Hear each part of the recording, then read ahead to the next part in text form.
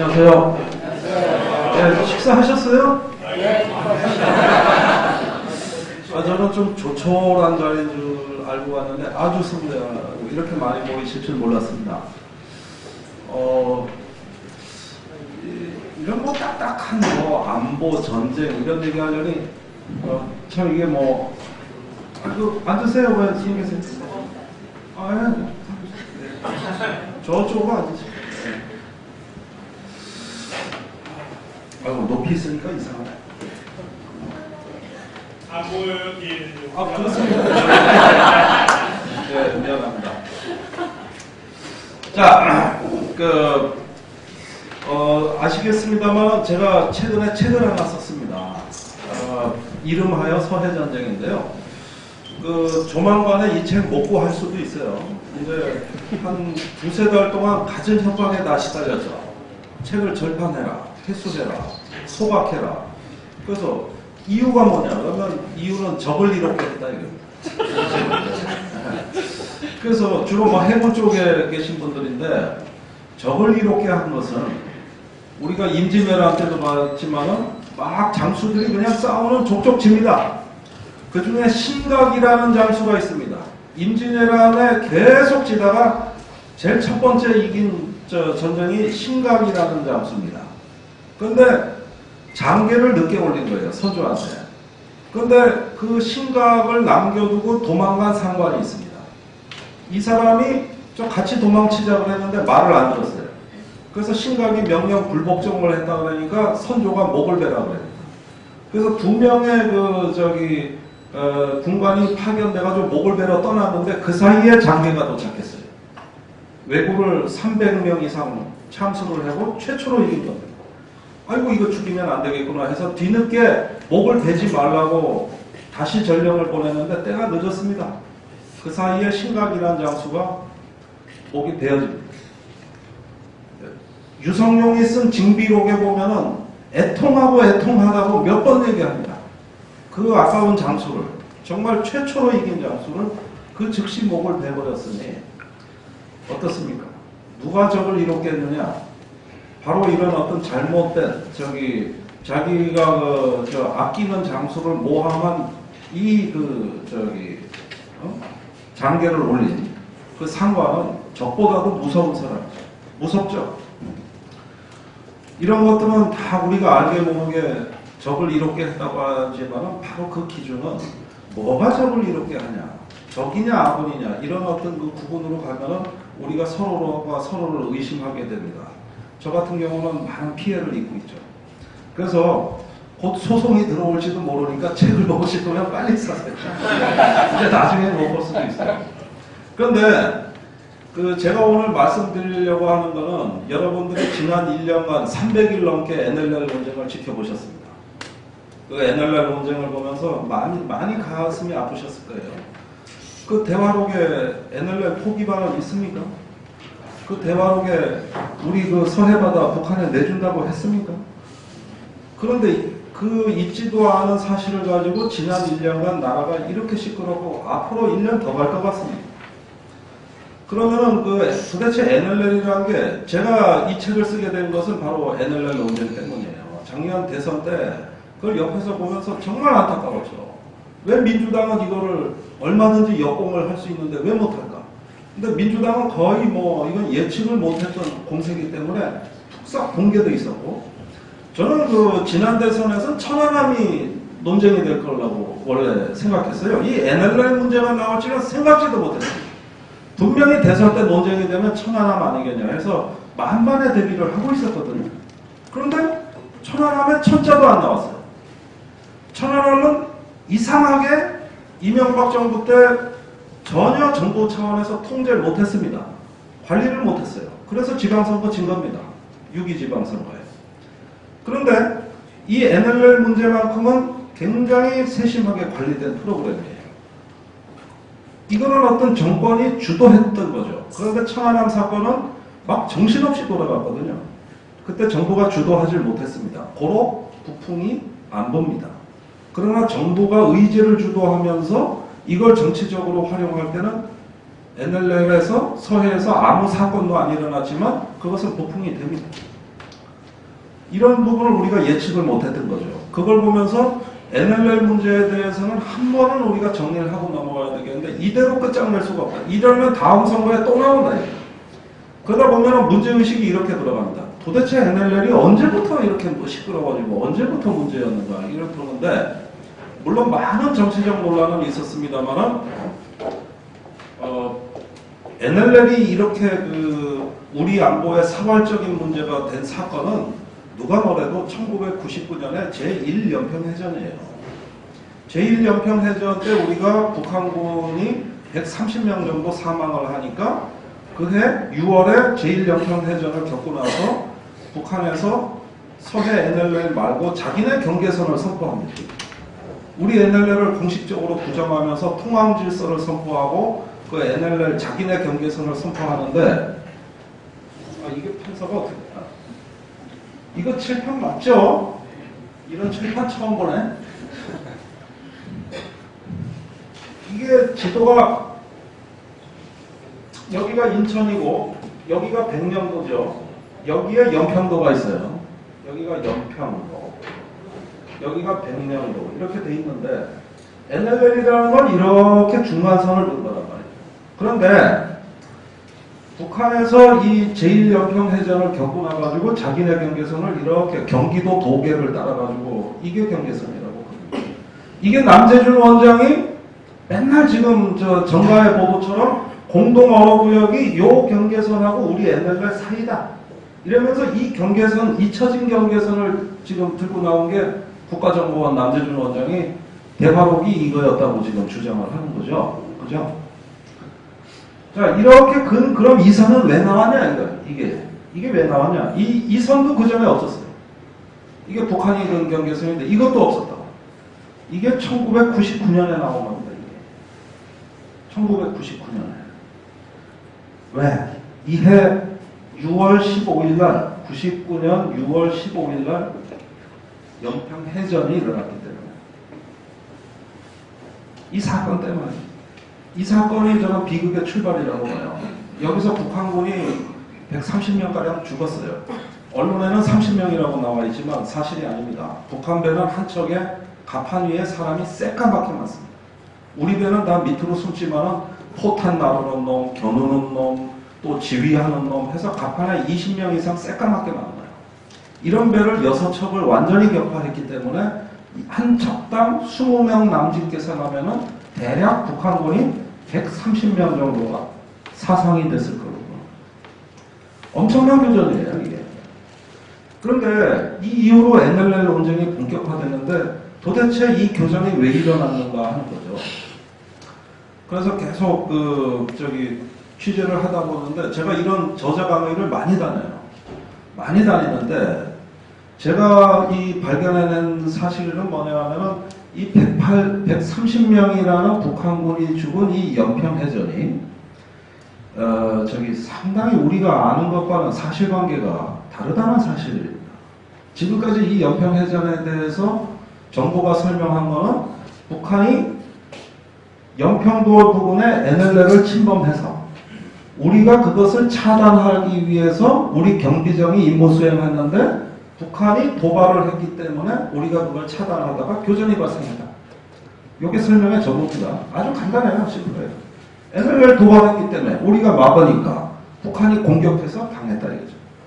그런데 제 책에도 나와 있습니다만은 우리가 북한군이 NLL을 넘어와서 선체 충돌을 하면서 공격을 했는데 이때 북한군에 대응한 게 뭐냐 하면은 먹던 감자를 집어던진 거죠. 총을 쏜 게 아니고. 그러니까 하루에 감자, 옥수수 이런 걸 지급받아가지고 먹고 있다가 공격당하니까 막 시속 30노트로 와서 들이받으면은 그냥 저쪽 배 속도하고 합치면 시속 7, 80km로 바다에서 충돌하는 거예요. 그럼 안에 있는 폭탄이 터질 가능성이 많아요. 엔진이 폭발할 가능성도 많고. 그러면은 저쪽에서 어떻게 대응을 했냐면은 먹고 있던 그때 감자를 집어 던졌는데 그때 인민군이 복장이 러닝셔츠 바람에 작업복 누런 바지 차림이었습니다. 제가 이런 얘기를 책에도 쓰고 어디 가서 강연을 하는데 해군 장교 몇 사람이 물론 예비역인데 제 강의를 듣고 있었어요. 손을 번쩍 들더라고. 그래가지고 저는 해군 작전사령부에 근무했는데 사실이 아닙니다. 그래서 그럼 뭐가 사실이냐? 감자가 아니라 옥수수였습니다.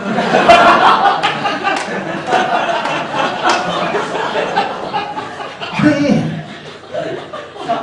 제가 이 말을 듣는 순간 기절할 뻔했어요. 아, 감자가 아니라 옥수수였습니까? 그러니까 예, 옥수수 집어던지는 애들이었습니다. 그 어떻게 됐는데? 그러니까 들이박았는데 어떻게 총 잠정도 안 돼 있고 싸울 준비가 안 돼 있으니까 옥수수를 집어던졌다. 그런데 우리가 두 번째로 또 충돌을 하니까 이 배가 옆으로 기울어 침몰하기 시작합니다. 거의 물이 반쯤 찼을 때 저쪽에서 첫 번째 발사를 한 거예요. 총으로. 기다렸다는 듯이 우리가 총포탄을 다 쏟아붓죠. 그래가지고 6척을 다 몰살을 시킨 건데, 우리가 이걸 다시 한번 자세히 보면은 이때 감자를 집어던진 게 이함대 사령부의 무용담에서는 슈루탄으로 변합니다. 우리가 충돌한 공격을 하니까 슈루탄을 집어던지면서 저항했다. 그러면서 총을 쏘기 시작했다. 이걸로 바뀌죠. 자, 그러면은 수류탄하고 감자하고는 의미가 같습니까? 틀립니다. 이 교전의 성격을 이해하는데 던진 게 감자 옥수수냐 수류탄이냐는 하늘과 땅 차이죠. 다른 거죠. 자, 이런 것들이 사건에서 설명이 안 됐던 부분이에요. 지금까지. 그 다음에 북한군이 언제 총을 쐈느냐도 중요하죠. 우리가 2번 충돌해서 그 배가 기울어질 때야. 그러니까 공격받고 한참 있다 총을 쏜 거죠. 그걸 기다려서 우리는 그냥 저기 다 응사를 해가지고 격파를 해버렸는데 그 총을 쏜 시점도 중요합니다. 처음부터 쏜 건 아니라는 거죠. 자, 그러면 북한의 그 배를 이렇게 어떤 그 비극적인 교전으로 꼭 갈 만한 상황이었냐, 이 상황이. 다시 한번 들여다봐야 되는데, 이 판도라의 상자를 여는 것을 군은 원치 않습니다. 묻지도 말고, 대답하지도 않겠다는 거죠. 근데 저는 자꾸 이걸 건드리거든요. 그때 어떻게 됐냐? 언제 쐈냐? 처음에 대응이 뭐였느냐? 계속 그런 거죠. 그러니까 진짜 중요한 정보는 이 책을 쓴 다음에 들어오기 시작했어요. 여기에서는 앞에 이함대는 슈로탄을 던지면서 저항했다고 돼 있으나 그 직후에는 사실은 감자를 던지면서 했다고 제 책에 2가지 얘기를 다 썼거든요. 그러니까 사실은 옥수수입니다. 뭡니다. 듣다 보면은 더 황당해지기 시작하는 거죠. 저도 사실 믿기가 힘들어요. 그런데 이렇게까지 비극적으로 사람이 죽고 다치고 할 일이 있냐, 이게. 이제 사흘 후면은, 이틀 후면은 11월 23일, 연평도 포격 사건 3주기가 됩니다. 또 이제 보십시오. 조중동, 종편, 하루 종일 틀어졌길 겁니다. 연평도 3주기라고 해가지고. 근데 그렇게 꼭 포격전을 했어야 되느냐. 이 내막은 이렇습니다.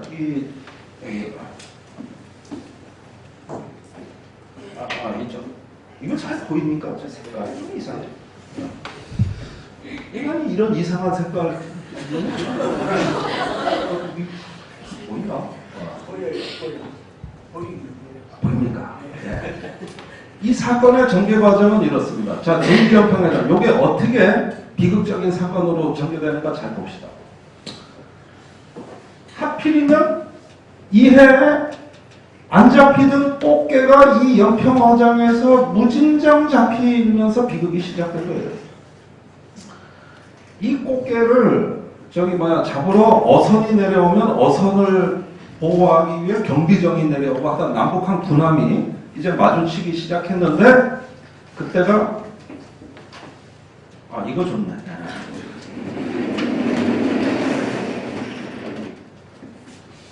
그래. 마음에 드네. 99년에 6월 6일 날 북한의 경비정하고 어선이 연평해역에 떼거지로 내려오기 시작했어요. 물론 꽃게를 잡기 위해서 내려온 겁니다. 그런데 99년뿐만이 아니고 그 전부터 사실은 꽃게가 갑자기 많이 잡혔어요. 97년도 내려왔고 8년도 내려왔고 다 내려왔어요. 평소에 하던 대로 했어요. 근데 연평도에는 원래 조기가 많이 잡혔어요. 그런데 조기가 많이 잡히던 게 갑자기 없어져요. 1980년대부터 조기가 다 사라집니다. 그러더니 90년대 중반부터 연평도에 때 아닌 꽃게가 그냥 몰려오기 시작하는데 저 중국의 양자강 하구부터 바닷속을 기어 서해까지 오는 거예요. 이놈들이 여기에 왜 왔는지는 몰라요. 그러는데 꽃게 등딱지에 대한민국 꽃게라고 써있지도 않고 조선민주주의 인민공화국 꽃게라고도 안 써있어요. 그런데 이게 3년째 많이 잡히는데 북한의 주요 외화벌이 수단이었어요. 또 북한이 잡은 꽃게를 우리가 주로 수입했어요. 우리하고 일본이. 그러니까 연평해전이 일어나던 이 해도 바로 이 해도 99년도에도 북한산 꽃게를 우리가 사 먹었다는 걸 생각하면 기가 막히죠. 바다에서는 교전이 벌어지는데 그 교전 속에 잡힌 꽃게도 우리가 사 먹었다. 그런데 6월 6일날 경비정이 내려오기 시작하고 어선이 내려오는데 이때는 누가라고 할 것도 없이 군함끼리 만나면 포를 하늘로 치들었어요. 쏠 의사가 없다는 걸 상대방한테 빨리 보여줘요. 빨리. 그래야 안전하죠. 여기선 교전을 해본 적이 없으니까. 이런 상황이 6월 9일까지 계속 이어집니다.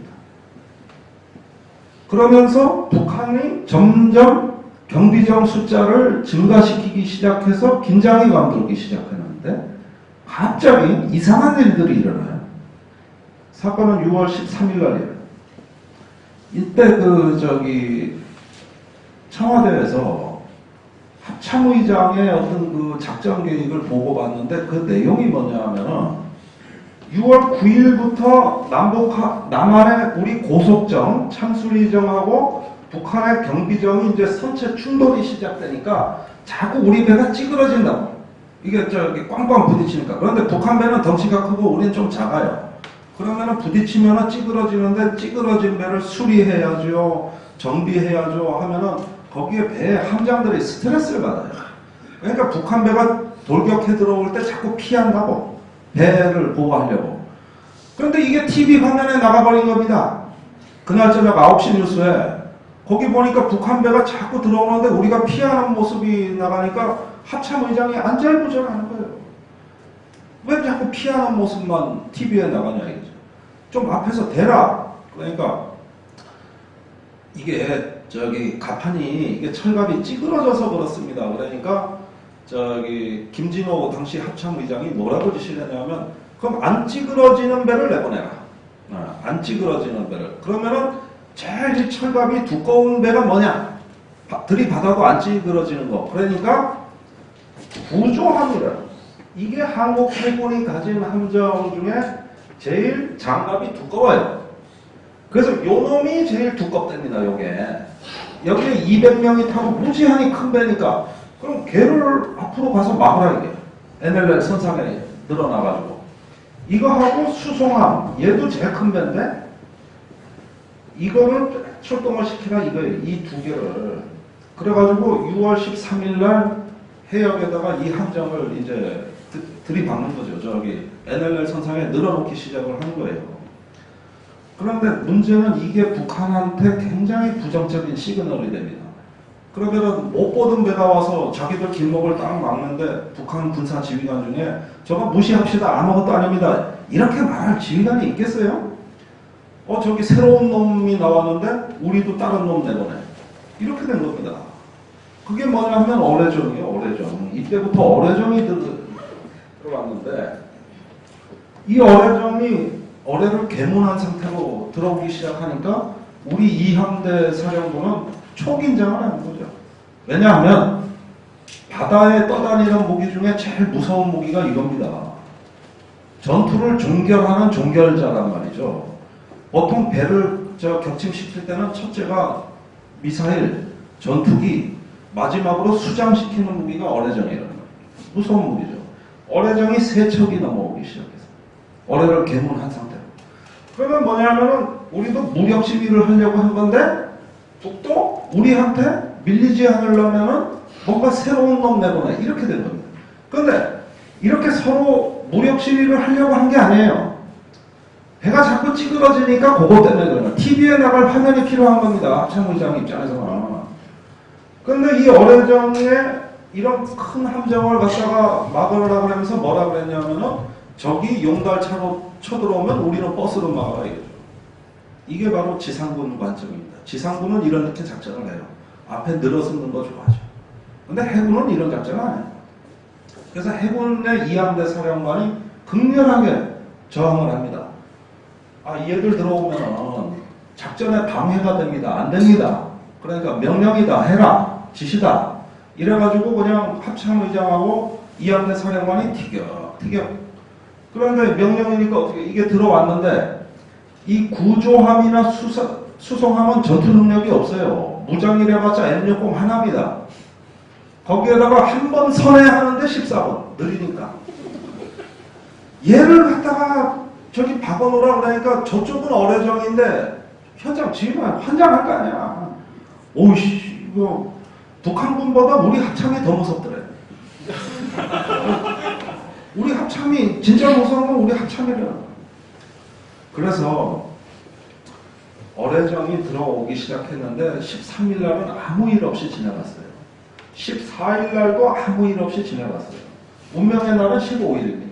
이날 또 어뢰정이 들어오는데 밀어내기 기동을 하다가 저기 이함대 사령관이 결심을 했죠. 야 오늘은 쏠지 모른다 쟤들. 그러니까 들이박아라. 그런데 도대체 현대 전투에서 들이박는 전쟁은 로마 이후로 처음이거든요. 저 배너 영화 있죠, 배너. 거기 보시면은 막 그 저기 배를 젓는데 노예들이 저 해적배가 와서 들이받죠. 그러니까 거기서 막 그 난리 나잖아요, 아수라장. 그걸 레밍 해전이라 그랬다고. 그 이후로 1000년 만에 요 전투가 처음이라고. 들이받는 전투는. 임진왜란 때도 근접하면 화포를 쐈지. 들이받았습니까? 우세한 화력으로, 그죠? 그 현자 총통이라고 아십니까? 그거 저기 저 진해에서 한번 건져 올랐다고 해군 왜 훈장 받고 그랬죠? 얼마 있다가 가짜로 밝혀졌죠. 저기 인사동에 가서 총통 사가지고 바다에 빠뜨린 다음에 그걸 건져 올라가지고 임진왜란 때 이거 건지거다. 해가지고 그래서 2번 어뢰 건졌다는 것도 의심해봐야 되는데 해군이 건졌기 때문에 의심해야 돼. 이제 정과가 있는 애들이에요. 그죠? 네. 그래가지고 훈장 받고 표창 땄다가 다 감옥 갔잖아요. 네. 그 90몇 년도 일입니다. YS 때. 주로 바다에 뭘 빠뜨리고 건져 올리면 이거 이상한 거예요. 이상한 거예요. 그런데 환장하죠. 저기 어뢰정에서 한 방이면은 얘들 몰살이잖아, 얘들. 여기는 작고 빠른 고속정이 지키는 데지 큰 배가 막는 데가 아니거든. 세상에 저기 뭡니까 고대 전투, 로마 전투 이후로는 이게 처음이라니까. 들이받는 전투. 어? 현대 함정이 막 사거리가 3km, 4km, 10km 나가는 포탄이 즐비한데 왜 붙어? 그런데 조폭이나 해군의 특징은 붙여놓으면 싸우는 거야. 조폭들은 멀리 떨어뜨려놔야 돼. 이 저기 특히 해군 같은 공격 전력, 그죠? 이 지상군은 방어 전력도 많지만 해군 공군은 방어 전력이라는 게 없는 겁니다. 공격성 있는 전력을 주로 해군 공군 전력인데 얘를 붙여놓으면 어떻게 돼? 그것도 들이박으라면 또 어떻게 돼? 그런데 들이박는 전투가 이제는 명령인 줄 알고 전속력으로 어뢰정에 들이박는데 그 이유는 얘를 쏠 틈을 못 주게 하기 위해서 어뢰정 나오자마자 그날 가서 들이박아버렸는데 얼마나 세게 들이박았는지 우리 고속정이 어뢰정 위에 올라타버렸어요. 빠지질 않아요. 그래서 다른 배가 와서 또 들이박으니까 그때 가서 덜컹하고 빠지면서 그 사이에 감자 옥수수 저쪽에서 집어던지고 있고 저쪽 배는 옆으로 기울어서 침몰하게 되니까 그때 쏘니까 우리가 와장창. 자 보십시오. 이걸 출동하라는 지시가 없었더라면 그죠? 그 전까지는 서로 포를 하늘로 쳐들고 쏠 의사가 없는 해군이었는데 이렇게 비극적인 사태까지 갔겠으며 또한 북한이 어뢰정만 출동시키지 않았더라도 그렇다면 이 교전을 막을 수 있었겠죠. 안타까운 일이죠. 서로 잘못된 남북한 해군 사이에 신호가 주고받고 이게 제1형 평화전입니다. 이거예요. 이게 내용의 답입니다. 남북한 해군 공히 발포하지 말라는 명령을 받고 있었어요. 그럼 북한도 마찬가지예요. 우리도 신호를 다 감청했으니까. 저쪽에서도 쏘지 말라는 지시가 있었고 우리도 쏘지 말라 그랬어요. 그러면 쏘지 말라는 군대가 마주하고 있는데 도대체 왜 교전이 일어났느냐. 이 왜라는 질문이 제가 이 책에서 하는 질문입니다. 도대체 왜? 얼마든지 그 관리 가능했는데 왜 일어났느냐. 이런 과정이 있었다는 겁니다. 이런 과정이. 이게 NLL 문제의 성격을 근본적으로 바꿔놓습니다. 이때부터는 생명의 바다가 죽음의 바다로, 평화의 바다가 분쟁의 바다로. 그러면서 NLL이라는 게 우리 안보의 무슨 생명선인 것처럼 갑자기 국가의 정치 권력에 의지가 실리기 시작했다는 게 이게 그 이전하고 이후가 다른 점입니다. 이때까지만 하더라도 국민들 사이에 NLL이 뭔지 아는 사람 거의 없었어요. 심지어 군인조차도 90년대 이전에는 NLL이라는 걸 얘기하면 아는 사람도 없었어요. 그러던 것이 갑자기 이렇게 어떤 그 하나의 무언가 남북한 간에 중요한 의미를 띠는 이런 어떤 것이 됩니다. 자, 그러면서 99년에 이런 비극적인 사건이 일어났다.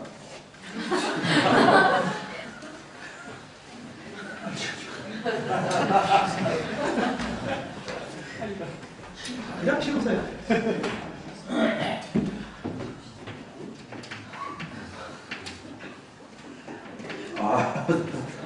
왜 이렇게 덥죠? 저 옷 좀 벗어도 되겠습니까? 네.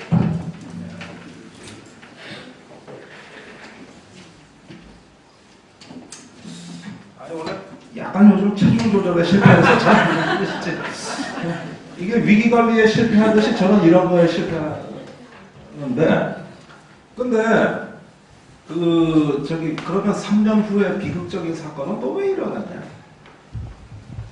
이번에는 우리가 당했어요. 그죠? 자, 이렇게 되는 거예요.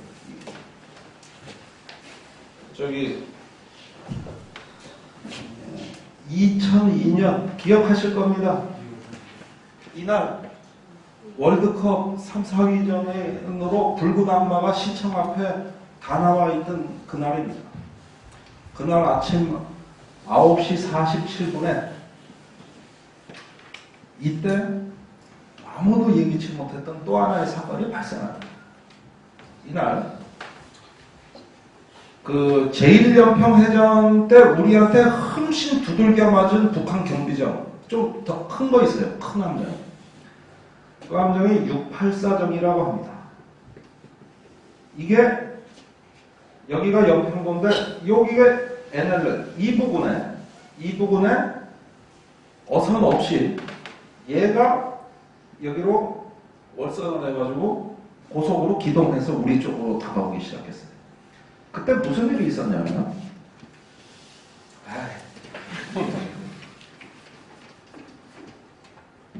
684정이 이게 북한 배가 여기 있는데 우리 고속정 작은 거 두 척이 얘를 막으러 이렇게 기동을 하다가 앞에 있던 우리 참술이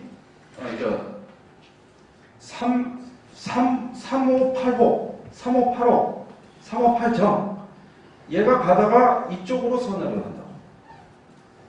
그러면 뒤에 따라오던 357정이 같이 선회를 해야 되는데 실제 그게 아니고 계속 가가지고 이 앞에 붙어서 150m 앞에서 서서히 선회를 하기 시작한 이상한 일이 일어났어요. 절대 이런 짓 하면 안 되거든요. 그러니까 저속으로 기동을 하면서 옆구리가 이 684정에 노출이 됩니다.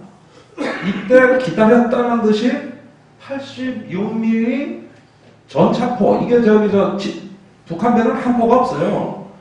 하도 한 포가 빈약하니까 지상에 있는 전차포를 떼가지고 여기다 실어서 그대로 겨누고 있는데 그걸 보면서도 얘가 근접했다가 제1격에 우리 지휘를 하는 선교가 명중이 돼가지고 그 즉시 함장이 즉사합니다. 그리고 6명이 죽고 18명이 다칩니다. 총 28명이 탄 배에 24명이 사상됐으니까 거의 전멸입니다. 전멸. 완전히 전멸. 근데 더 이상한 건 이 앞에 있던 358호가 이쪽에 가 있었고 여기에 우리 배가 당하고 있으면 빨리 응사를 했어야 될 거 아니에요. 그죠? 우리 배가 다 나는데 근데 이상하게 얘가 상당한 시간을 지켜보기만 해요. 그래서 제때 응사를 못했어요. 나중에 밝혀진 일이지만은 이 앞에 있는 배가 가렸다는 거예요. 요걸 쏠라 그러니까 일직선상에 있었다는 거예요. 뭐 이것도 사실이 아닌 것 같아요. 이거 하도 거짓말 잘하네. 그래가지고 머뭇머뭇거린다고 얘가. 그 사이에 교전을 하면 빨리 얘를 제압을 했어야 이쪽 애들 피해가 줄어드는데 계속 이함대 사령부하고 교신을 하면서 저기 어떻게 해야 됩니까? 쏠까요 말까요를 묻고 이함대 사령부 상황실에서는 잠깐 기다려봐 이런 말만 하고 있었단 말이에요. 그 사이에 얘는 어떻게 됐겠습니까? 수백 발을 얻어맞아가지고 가라앉았어요.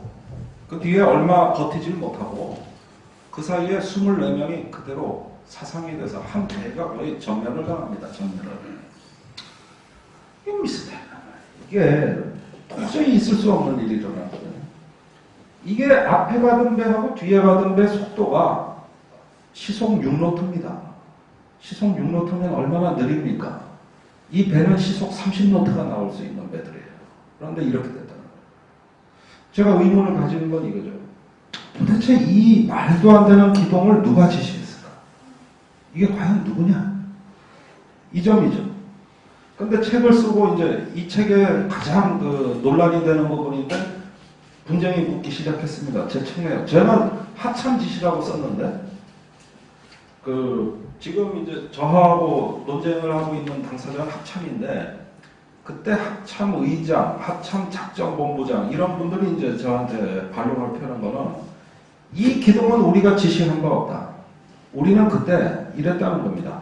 9시 47분에 교전이 있고 아주 여기부터 황당한 해명을 하는 거예요.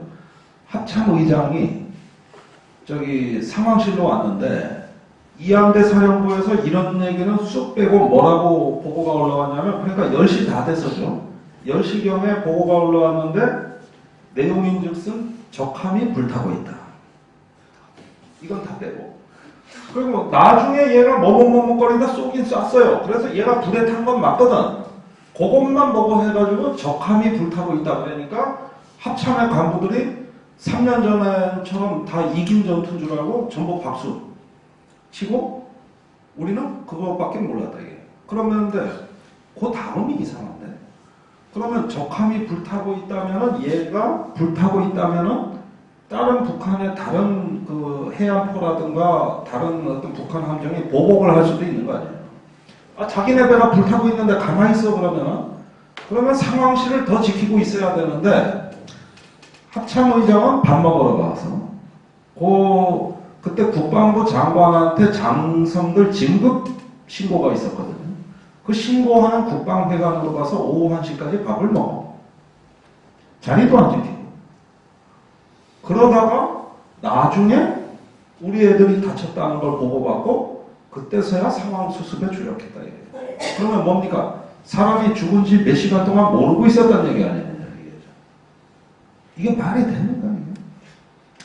자, 내 얘기는 합참이 니들이 근접해라고 지시를 했기 때문에 이 사건이 일어난 건데 우리는 지시한 적이 없다는 걸 몰랐다는 걸 이렇게 이제 해명을 하고 그 다음에 합참이 있다면은 그 다음에 작전 단위는 해군 작전사령부예요. 해작사라고 합니다. 여기에 저기 해작사에 있던 작전처장이 지금 합참의장이에요. 그래서 제가 질문을 하니까 이쪽 얘기는 합참의 지시가 있었다. 우리는 그걸 이함대에 전달한 죄밖에 없다는 거예요. 전혀 다른 해명을 하는 거예요. 마지막으로 이함대의 사령관은 뭐라고 얘기를 하냐면은 우리는 이런 기동이 아니라 3km 거리를 유지하라고 했는데 3km 거리를 유지하라고 했는데 합참 지시가 내려와서 애들이 가서 붙었다. 이렇게 이함대는 저한테 얘기를 했단 말이죠. 어떻습니까? 하나도 안 맞죠? 하나도 안 맞죠? 자, 제가 계속 이 사람들한테 질문하는 게 뭡니까? 도대체 애들이 왜 죽었습니까? 여기에 갔을 때 무언가 원인이 있을 거 아니냐 이게요. 누가 보냈습니까? 왜 보냈습니까? 그리고 보냈으면 규정에 의해 가지고 시속 30노트로 돌격기동을 고속으로 했었어야 되는데 마치 일부러 얻어맞기라도 하는 듯이 시속 6노트라는 저속으로 간 이유는 또 뭡니까? 여기 앞서가던 애가 이함대하고 교신을 했는데 그 교신 내용이 뭡니까? 기록이 남아있지 않아요. 이거 진상규명 불능이에요. 그래서 제가 계속 지금도 의문을 제기하지만 이 진상을 아는 사람이 아무도 없습니다. 더군다나 이 교전이 끝나고 이함대 사령관은 무엇이 억울했는지 화병에 걸려서 그 직후에 사망합니다. 얼마 전에 돌아가셨어요. 그래서 그분이 돌아가시기 직전에 제가 만난 거죠.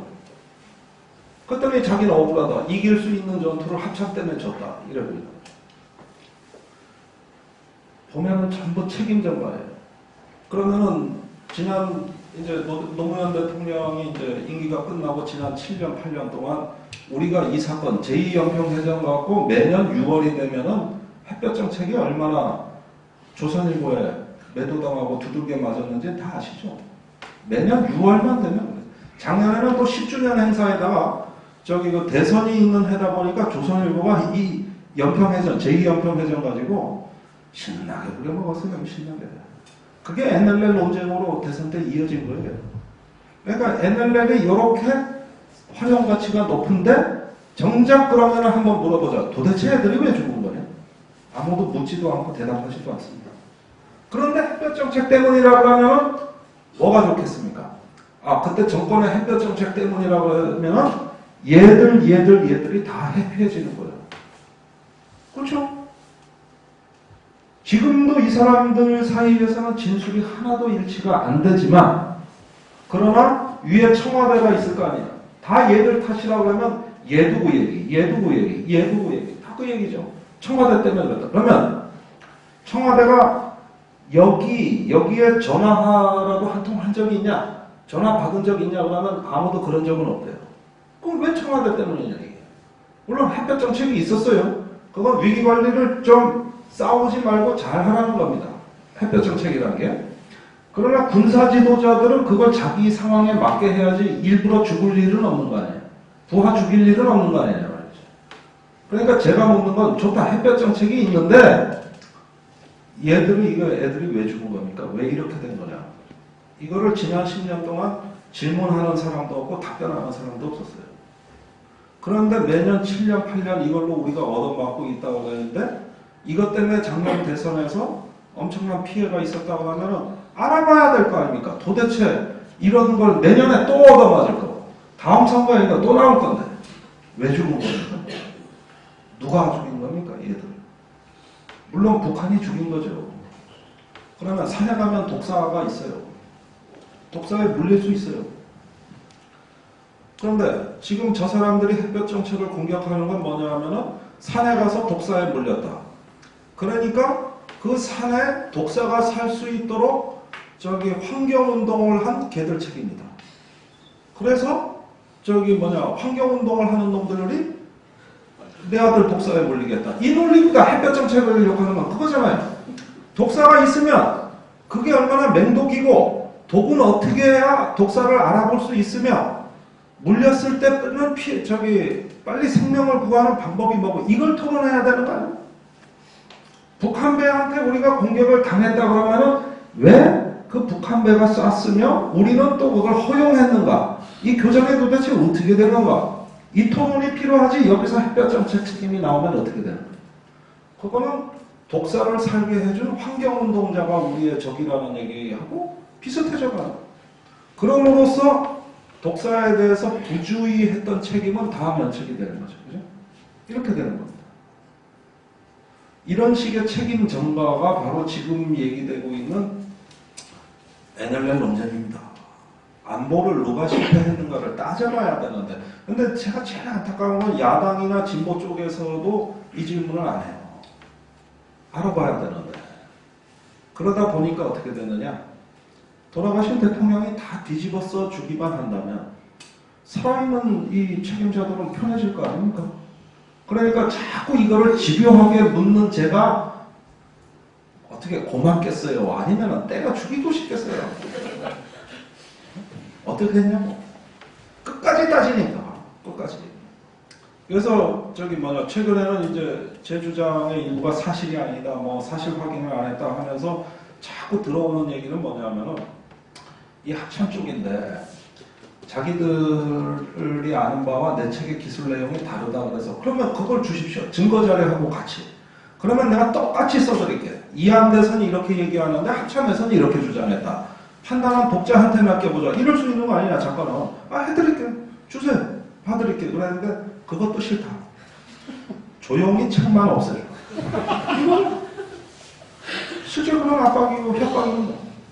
아니 명예가 훼손됐으면 뭐가 잘못 알려졌으면 제대로 알려주면 될 거 아닙니까? 그래야 명예가 회복될 거 아니냐? 책 다시 찍겠다. 그래도 그것도 싫다.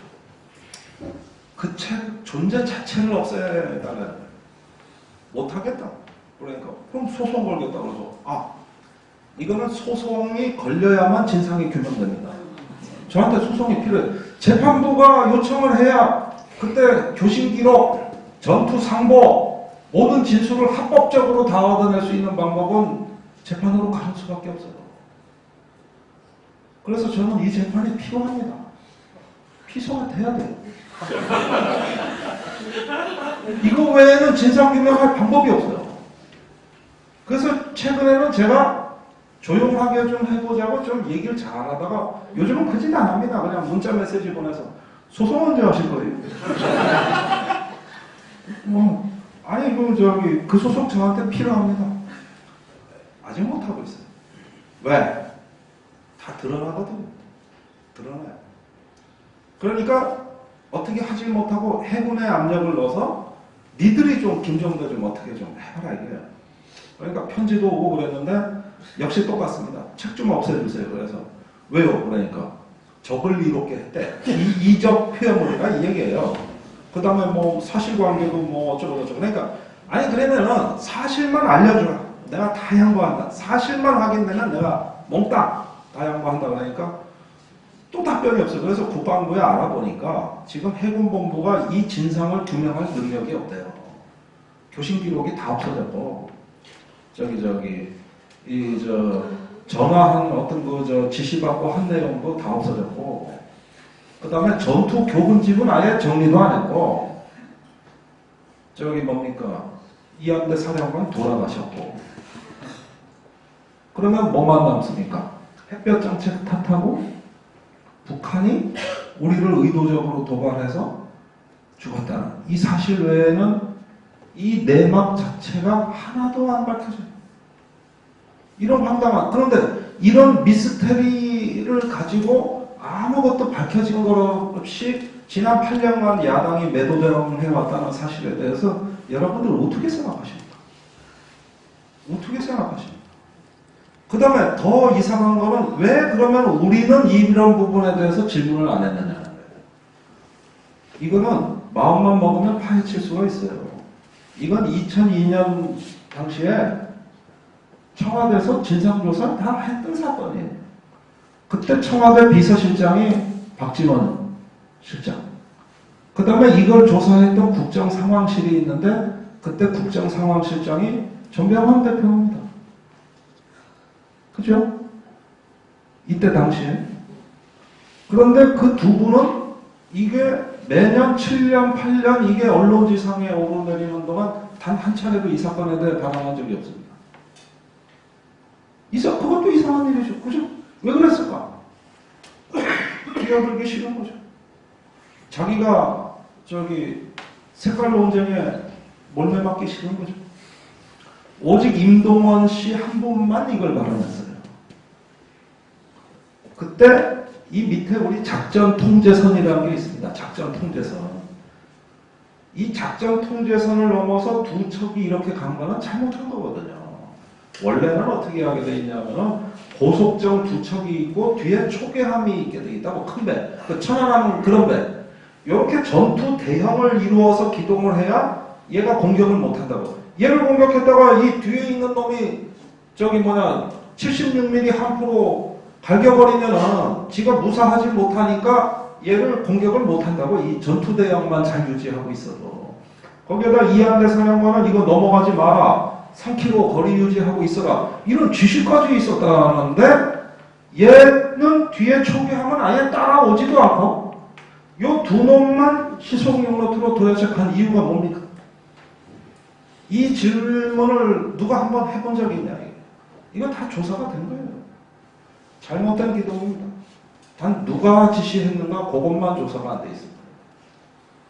그런 걸 다 하는 야당이 7년, 8년 이 문제가 신문에 나왔는데 아무 말도 안 하고 그냥 때리면 맞자. 때리면 맞자. 지난 대선이 왜 졌는지 아십니까? 이런 태도 때문에 졌어요. 이런 태도 때문에. 때리면 맞겠다는데 뭐 그러면은 안보 논쟁, NLL 문제 나오면은 다 표 잃어버리는 거고 5, 60대가 다 돌아서는데 그거 그냥 감수하겠다는데 그러면서도 그 정도는 그냥 뺏겨도 대선 이긴다고 봤던 거 아닙니까? 실제 민주당 캠프 분위기가. 지금 이걸 우리가 심각하게 아프게 인식하지 않으면 다음 선거 미안하지만 또 집니다. 분명히 집니다. 이런 부분들은 누군가는 계속 지식을 축적하고 분석해놔야 돼요. 지난번 NLL 대화론 논쟁이 대선 때 나왔습니다. 그런데 우리한테 통일부 장관이 없습니까? 국가정보원장이 없습니까? 국방장관이 없습니까? 다 있었어요. 그런데 정부에서 새누리당한테 밀렸다는 거죠. 왜 그랬느냐? 물론 지식에서도 밀리긴 했지만 이 논쟁은 진보 자체가 이 논쟁을 벌리면 무조건 불리하다는 고정관, 두려움, 이런 것들 때문이에요. 그래서 이 책에서 제가 얘기하고자 했던 거는, 자, 진보 정권이라고 해서 모든 거 다 잘한 거 아닙니다. 그죠? 그 다음에 적이 틀리다고 해서 내가 옳은 거 아닙니다. 그죠? 새누리당이 틀리다고 해서 민주당이 다 옳은 거 아닙니다. 그죠? 우리도 잘못한 게 있을 겁니다. 왜 이런 상황을 관리를 못했는가 하는 건 반성해야 돼요.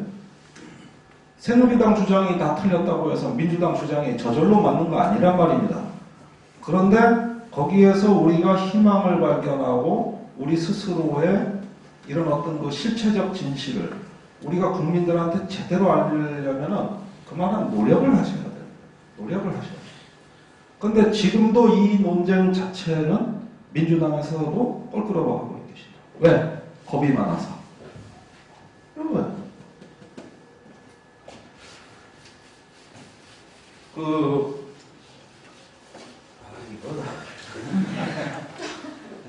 물을 여기 스프레이 약간 좀 뿌리면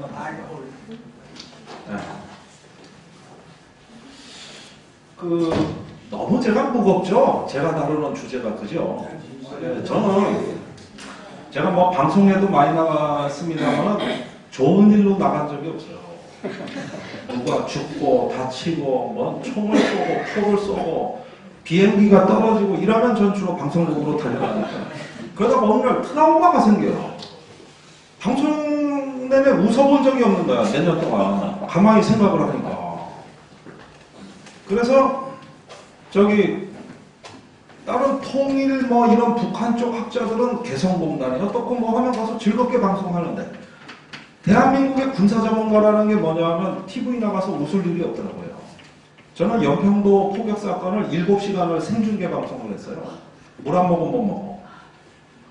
그런데 그냥 명복을 빕니다. 장례식 하던 날은 같이 특별 방송 하는데 여자 앵커가 울어버렸어요. 이런 걸 1년, 2년 하다가 벌써 정서적으로 이상이 와가지고 그다음부터 안 나갔습니다. 이제는 방송 안 해요. 다 끊어버렸어요. 가물에 콩나듯 석 달에 한 번 정도 그냥 얼굴만 비춥니다. 그런데 전쟁 말하자면 실전을 야구 중계하듯 해설했어요. 연평도 때도 그렇고 천안함 때도 그렇고. 다행히 말실수 한 번 안 한 건 천만다행이라고 생각해요. 그런데 그렇게 할 수 있는 사람이 대한민국에 별로 없어요. 그런데 제가 항상 야당과 진보 진영 또는 어떤 무언가 이 진실에 목말라 하시는 분들한테 항상 권하는 얘기가 있습니다. 우리가 그동안 어떤 중요한 사안을 대충 넘기는 순간 다 언젠간 그게 우리한테 피해로 되돌아왔습니다. 그게 우리의 약점으로 인식됐습니다. 그러면서 반드시 그거는 공격을 당합니다. 그러지 않으려면 중요한 문제는 그때 무슨 일이 있어도 규명하고 해결한다는 자세가 없으면 안 됩니다. 지금 그걸 할 수 있는 방법은 제가 소송을 당하는 겁니다. 이거 오로지 이길 하면 돼요. 그래서 변호사가 벌써 5명이에요. 관심들이 많아요. 소송 아직 걸리지도 않았는데 자기도 알고 싶거든. 이거죠. 바로 그렇게 함으로써 역사가 바로 쓰는 거다. 천안함 연평도 다 마찬가지입니다. 그 사건들도 내막을 두들겨 보면 이상한 점들이 한두 가지가 아닌데 여기서는 크게 제가 이건 약간 조금 개념적인 얘기인데 3가지 관점으로 정리를 하겠습니다. 대부분의 중요한 사건이 있을 때 이 사건을 여러분들이 이렇게 해석하는 틀은 뭐냐 하면은 이 국가를 기본 단위로 한 이게 합리적 행위자 모델이라고 하는 거예요. 무슨 얘기냐 하면은 국가는 굉장히 합리적으로 국가 이익을 최대화하기 위해서 합리적으로 행동한다는 전제하에서 이런 서해의 사건을 바라보는 경우가 많다는 거예요. 또 그게 강력한 설명력을 갖고 있어요. 대단히 설득력이 있는 거죠. 그렇게 보면은 우리가 경제학에서 이런 얘기를 합니다. 개인의 소비가 다 합리적이라는 전제하에서 경제학이 이제 나오는데 다 합리적 소비자라고 보는 거예요. 그죠? 이런 전제하에서 보는 게 바로 이런 모델인데 그런데 그 전제가 맞습니까? 여러분들이 합리적으로 소비합니까? 네덜란드의 튤립 열풍 왜 불었습니까? 예. 사재기 왜 나옵니까? 지금 사람들은 합리적이지 못해요. 국가도 마찬가지인 거예요. 국가도 실수를 하고 또는 다른 요인에 의해서 무언가 우리가 알지 못하는 원인이 작동을 하게 되는데 두 번째 모델이 바로 뭐냐면 조직 형태 모델이라고 하는 건데 이건 뭐냐면 제1연평해전 때같이 발포하지 말라고 똑같이 명령을 받은 남북한 해군이 교전을 벌이더라는 겁니다. 그거는 군대라는 독특한 조직의 속성이 있다는 거예요. 그렇게 할 수밖에 없는 거예요. 그래서 로마 시대에나 하던 전투를 근접해서 하라 그러면은 싸우고 싶지 않아도 싸움으로 가는 그 남북한 해군이 만들어내는 독특한 국면이 있다는 거예요. 그게 바로 제1, 제2 연평해전이었어요. 이거는 국가의 의지로는 해석이 안 되는 사건들일 때 이런 관점으로 조금 바꿔서 봐야 되겠다. 그런데 이렇게 해서도 해석이 안 될 때는 정치 모델로 봐야 됩니다. 정부 정치 모델이라는 건데 이건 뭐냐면 자 국가도 싸우길 원치 않아요. 군대도 싸우기를 원치 않아. 그런데도 교전이 발생하는 사례가 있어요.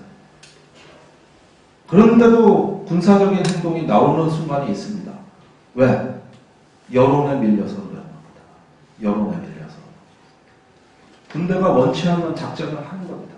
예를 들면 2010년 11월에 23일에 연평도 포격 사건이 발생하죠. 연평도 포격 사건이 발생하는데 우리가 조금 피해가 있었잖아요. 민간인 2명, 군인 2명이 사망을 했고 16명이 다쳤어요. 그 다음에 연평도에 있는 군부대, 그 다음에 성당, 뭐 이런 게 다 불에 탔어요. 그 다음에 민간 가옥이 파괴됐어요. 주민들이 다 탈출했어요. 피해가 큽니까? 안 큽니까? 엄청나게 큰 피해예요. 이것이 충격으로 다가가면은 이제는 무언가 북한에 한번 우리 군사적인 의지를 보여줘야 되잖아요. 그래서 12월 20일에 연평도에서 또 포사격 훈련을 하죠. 이걸 원래 하려고 한 게 아니고 이때 우리가 포사격 훈련하다가 교전이 일어났으니까 이번에 또 하는 겁니다. 그러면은 북한에 우리 의지를 보여줄 테니까 북한 보고 쏠 테면 쏴봐라 이거죠. 나 이것 때문에 오늘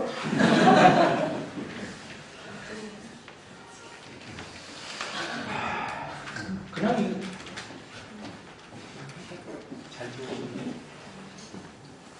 옆에 다른 분들은 어떻게 방어하셨어?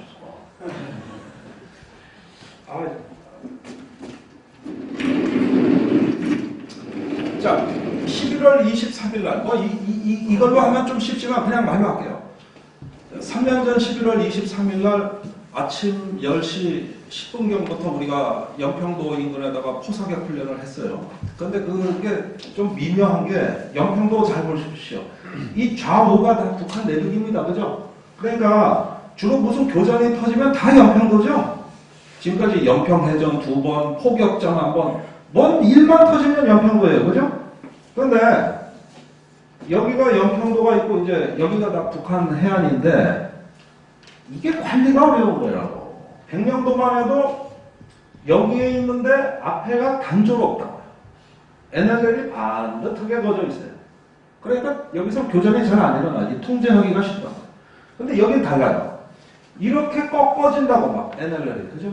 그런데다가 북한하고 해안의 거리가 13km밖에 안 돼. 이게 제일 가까운 거리입니다. 백령도는 17km입니다. 그러니까 여기서는 좀 관리가 나요. 근데 여기는 대단히 복잡하고 이 NLL 이쪽으로 우리 완충구역들이 이렇게 있는데 여기 연평도 너무 가까워서 완충구역이 없다. 그러니까 관리가 어려운데 여기다가 우리가 포사격 훈련을 한 거죠. 북한 내륙 쪽으로. 그때 이쪽으로 뭐 서쪽으로 했다고 하니까 북한 반대 방향으로 포사격 훈련을 한 걸로 사람들이 착각을 하는데 이 포사격 훈련 자체가 북한 쪽으로 한 거예요. 그런데 북쪽에서 그 전날부터 경고문이 내려왔죠. 그런데 이날 10시 10분경부터 사격 훈련을 우리 해병부대가 이쪽으로 하는데 처음에 사거리 2 내지 3km에 20mm 벌컥포 사격을 했습니다. 이때 북한에서 아무 반응이 없었습니다. 11시경부터 사정거리 13km에 105mm 견인포 사격을 시작했습니다. 이때 북한 측이 대응 안 했습니다.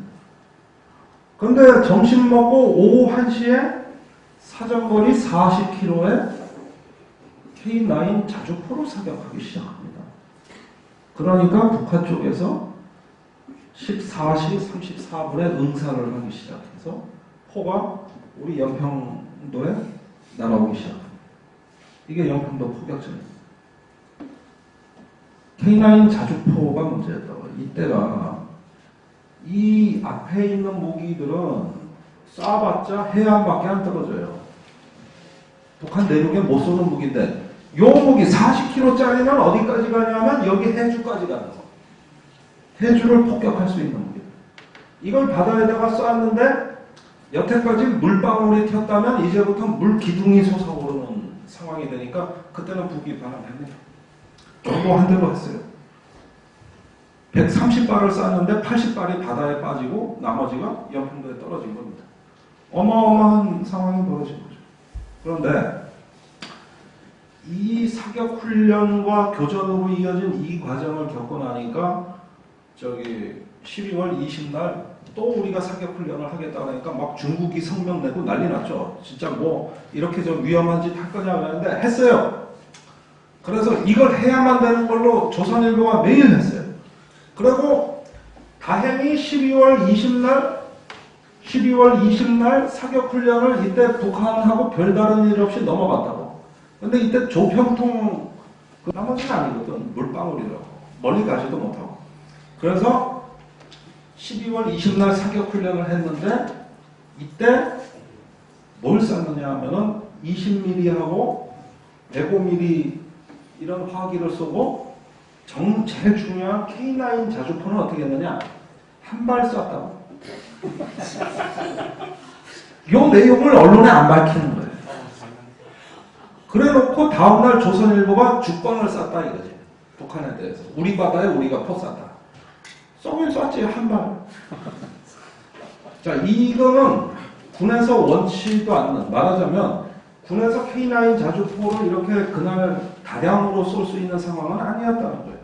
단지 이 훈련은 국민한테 보여주기 위한 훈련이에요. 조선일보의 일명 기사에 4개 필요했던 거죠. 그죠? 이런 게 바로 정부 정치 모델입니다. 정치적인 이유 때문에 쏘는 거죠. 군사적인 목적 때문에 쏜 게 아니고 이렇게 내몰리는 겁니다. 뭔가 군사 행동을 하도록 내몰리는 거란 말이죠. 그래서 요거 한 발 쐈다는 것도 제가 얘기하면 합참에서 무지하게 싫어하죠. 부인은 못하지만. 그래서 어떻게 둘러대냐면 연평도 포격 때는 북한 내부 사정이 공격을 할 의사가 있었지만 사정이 있었지만 12월 20날은 그런 사정이 없었대. 그래서 듣기 싫어. 어쨌든 안 쐈잖아. 한 발 쐈잖아. 이러면은 자 북한은 뻔히 알죠. 쟤들 한 발밖에 안 쏘네. 그러니까 다음날 조평통 성명이 또 뭐야? 대응을 하려고 했으나 저들이 사격 훈련을 하는 척 연락에 똥폼만 자꾸 막길래 우리 인민군대가 용케도 참았다. 이렇게 성명을 내보내죠. 그러니까 합창이 또 무슨 성명을 내보내? 우리가 쐈는데 쟤들이 겁먹고 못 쏘더라. 이렇게 성명이 하루에 다 나와요. 그러면 실제로 뭘 쐈는지를 알아야 될 거 아니에요. 북한은 알죠. 보니까 진짜 쏘는 척만 하더라. 그러면 북한도 알고 군도 아는데 이 내막은 우리 국민만 모르죠. 이런 사건이 서해에서 많습니다. 우리 국민들만 모르지만 북한은 아는 비밀. 이런 게 군사기밀에 수두룩합니다. 그럼 그 비밀의 상대는 누굽니까? 북한입니까? 우리 국민입니까? 우리 국민을 상대로 한 비밀. 이게 제일 특급 기밀인 거죠. 그렇죠. 자, 우리 요즘 사이버 사령부 말썽 많아요. 어제 한겨레 신문 오늘 보면은 장관 대통령한테까지 다 보고 했다며. 그냥 조직적으로 국정원하고 해가지고 다 해먹었다며. 100만 번 했다며. 자, 이런 어떤 것들을 보면은 제가 그래서 묻죠. 지난 1년간 우리 국가정보원이나 국군정보사령부나 기무사는 북한 정보원, 북한의 공작원이 대선 때 문재인 후보를 지지하는 댓글을 다른 걸 찾으려고 혈안이 돼 있었습니다. 그래야 자기들 댓글 단계 어느 정도 정당화된다고 봤죠. 이걸 찾으려고 지난 1년간 필사적으로 찾았습니다. 그런데 못 찾았어요. 그러면 북한 공작원이 야당을 옹호하는 댓글을 단 것이 아니라면 이 댓글은 북한 공작원을 상대로 한 댓글이 아니죠. 국가정보원이 올린 댓글은. 왜?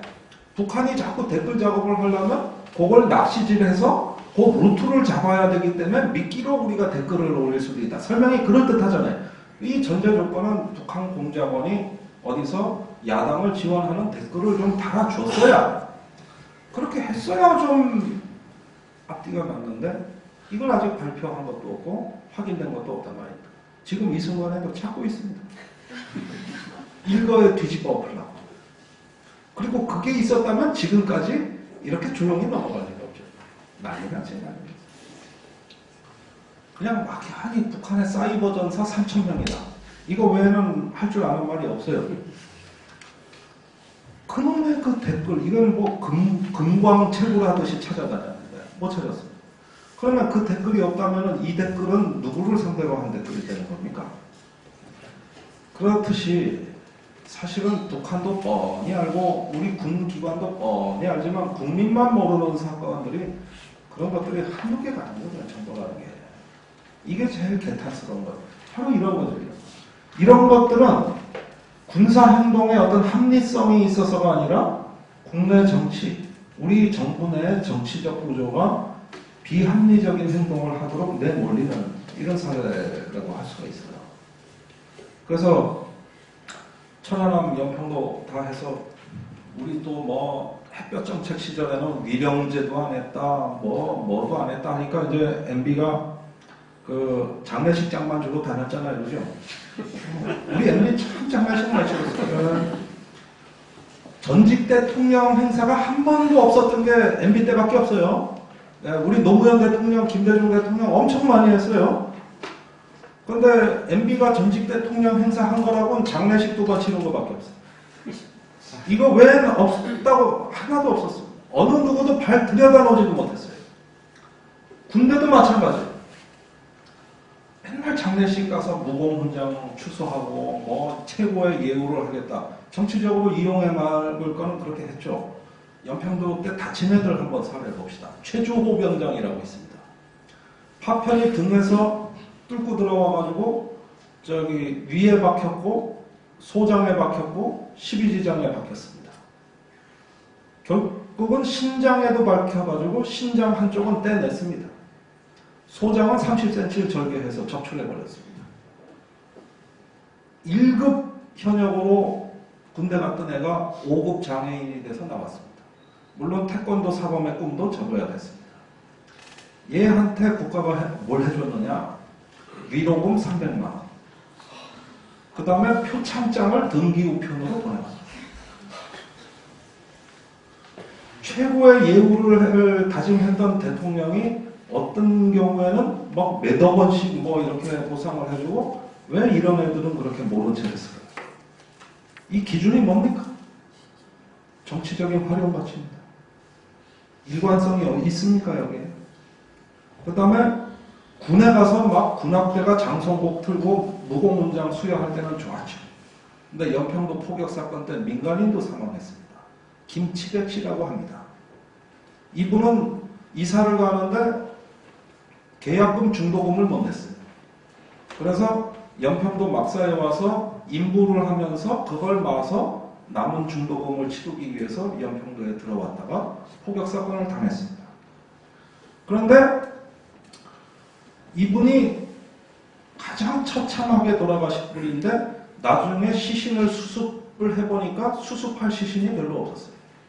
그래서 가족이 염도 못했습니다. 그런데 관을 들어보니 관이 너무 가벼워. 시신을 수습 못했으니까. 이분 장례식도 못 치렀어요. 아무도 보상하러 오는 사람이 없고.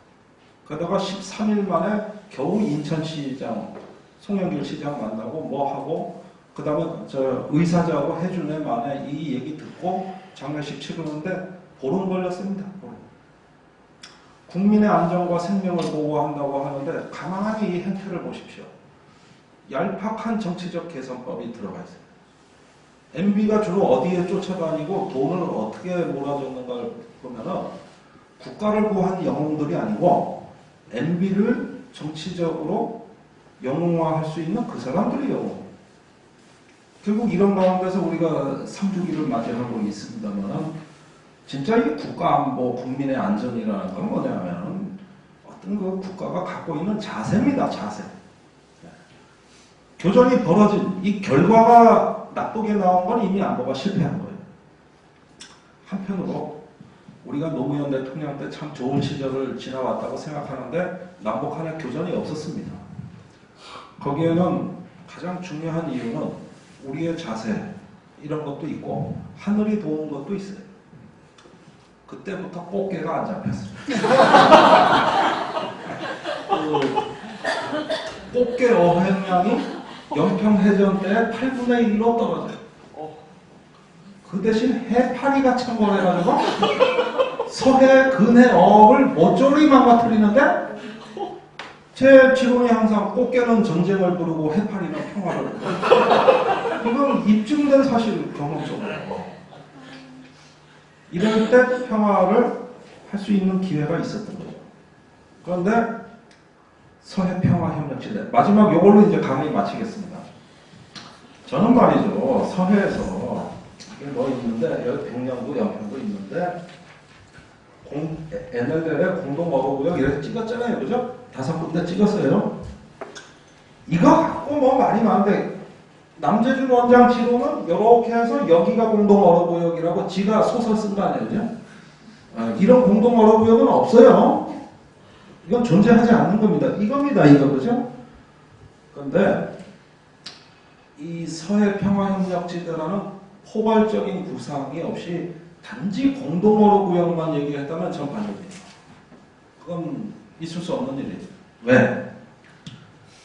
남북 간의 협력이 육지에서 이루어질 때는 주로 뭘 시설을 많이 줘요. 개성공단, 철도도로, 뭐 금강산 보면 뭘 돈을 써가지고 이렇게 뭘 만들잖아요. 그러면 금방 없애기가 힘들다고. 근데 바다에는 공동어로를 한다고 해서 시설을 짓 게 없어. 단지 바다에서 약속만 하는 거야, 이거는. 이건 행동을 협력하는 거지, 뭘 여기에 투자해서 뭐 여기 공동어로구역이라고 표식을 하겠습니까? 뭔 시설을 짓겠습니까? 안 되는 거잖아요. 그러면 바다에서의 협력은 시설을 투자하는 게 아니라 행동, 약조를 맺는 건데 이거는 배신했을 때 통제하기가 어려워요. 그래서 육지는 협력이 잘 되는데 바다는 협력이 안 되는 겁니다.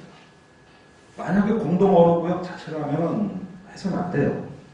그러나 해주를 개방하고, 그죠? 해주를 개방해서 우리가 들어가고, 남포에 우리 조선소 짓고, 그죠? 한강하고를 공동 개발하고, 육지에서 14화 공동선언의 평화협력지대라는 거는 이 일대에서 뭔가 큰 역사가 벌어지는 거 아닙니까? 그죠? 이걸 잘하려고 하니까 바다가 안전해져야 되겠고, 꽃게가 맨날 전쟁을 부르니, 그러면은 거기에다가 공동 어로를 해서 사이좋게 잡자. 이 얘기예요.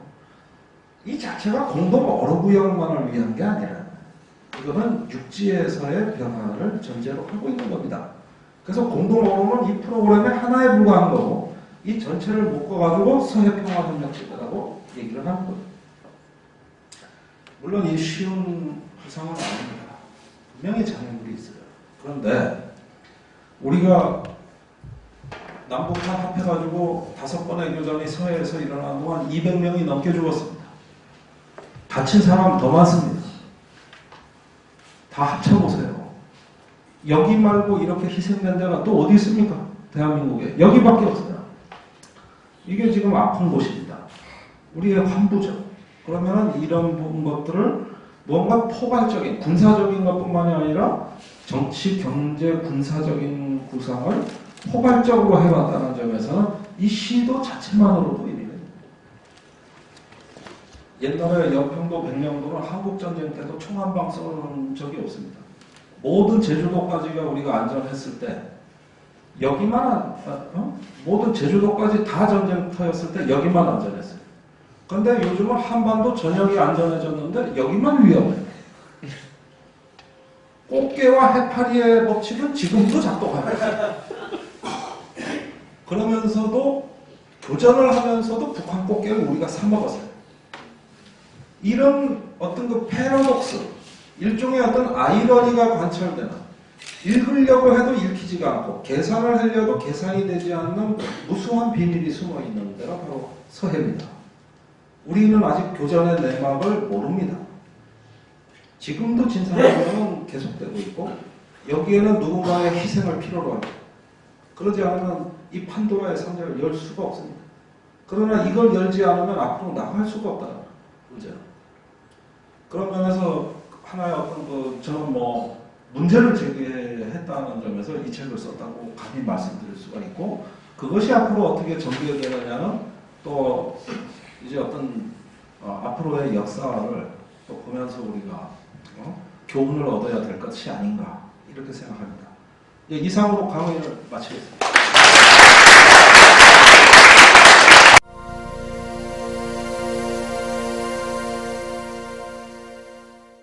그래서 내려온 겁니다. 그런데 99년뿐만이 아니고 그 전부터 사실은 꽃게가 갑자기 많이 잡혔어요. 97년도 내려왔고 8년도 내려왔고 다 내려왔어요. 평소에 하던 대로 했어요. 그런데 연평도에는 원래 조기가 많이 잡혔어요. 그런데 조기가 많이 잡히던 게 갑자기 없어져요. 1980년대부터 조기가 다 사라집니다. 그러더니 90년대 중반부터 연평도에 때 아닌 꽃게가 그냥 몰려오기 시작하는데 저 중국의 양자강 하구부터 바닷속을 기어 서해까지 오는 거예요. 이놈들이 여기에 왜 왔는지는 몰라요. 그러는데 꽃게 등딱지에 대한민국 꽃게라고 써있지도 않고 조선민주주의 인민공화국 꽃게라고도 안 써있어요. 그런데 이게 3년째 많이 잡히는데 북한의 주요 외화벌이 수단이었습니다. 또 북한이 잡은 꽃게를 우리가 주로 수입했어요. 우리하고 일본이. 그러니까 연평해전이 일어나던 이 해도 바로 이 해에도 99년도에도 북한산 꽃게를 우리가 사 먹었다는 걸 생각하면 기가 막히죠. 바다에서는 교전이 벌어지는데 그 교전 속에 잡힌 꽃게도 우리가 사 먹었다. 그런데 6월 6일날 경비정이 내려오기 시작하고 어선이 내려오는데 이때는 누가라고 할 것도 없이 군함끼리 만나면 포를 하늘로 치들었어요. 쏠 의사가 없다는 걸 상대방한테 빨리 보여주는 거예요. 빨리. 그래야 안전하죠. 여기선 교전을 해본 적이 없으니까. 이런 상황이 6월 9일까지 계속 이어집니다.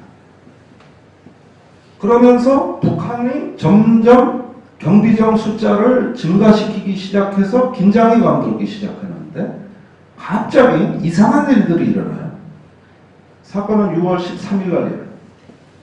이때 청와대에서 합참의장의 어떤 그 작전 계획을 보고받는데 그 내용이 뭐냐 하면은 6월 9일부터 남한의 우리 고속정, 참수리정하고 북한의 경비정이 이제 선체 충돌이 시작되니까 자꾸 우리 배가 찌그러진다고. 이게 꽝꽝 부딪히니까. 그런데 북한 배는 덩치가 크고 우리는 좀 작아요. 그러면은 부딪히면은 찌그러지는데 찌그러진 배를 수리해야죠. 정비해야죠. 하면은 거기에 배 함장들이 스트레스를 받아요. 그러니까 북한 배가 돌격해 들어올 때 자꾸 피한다고. 배를 보호하려고. 그런데 이게 TV 화면에 나가버린 겁니다. 그날 저녁 9시 뉴스에 거기 보니까 북한 배가 자꾸 들어오는데 우리가 피하는 모습이 나가니까 합참의장이 안절부절하는 거예요.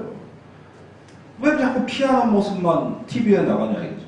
좀 앞에서 대라. 그러니까 이게 가판이 이게 철갑이 찌그러져서 그렇습니다. 그러니까 김진호 당시 합참의장이 뭐라고 지시를 했냐면 그럼 안 찌그러지는 배를 내보내라. 안 찌그러지는 배를. 그러면은 제일 철갑이 두꺼운 배가 뭐냐? 들이받아도 안 찌그러지는 거. 그러니까 구조함이라. 이게 한국 해군이 가진 함정 중에 제일 장갑이 두꺼워요. 그래서 요 놈이 제일 두껍답니다. 여기에 200명이 타고 무지하니 큰 배니까 그럼 걔를 앞으로 가서 막으라 이게.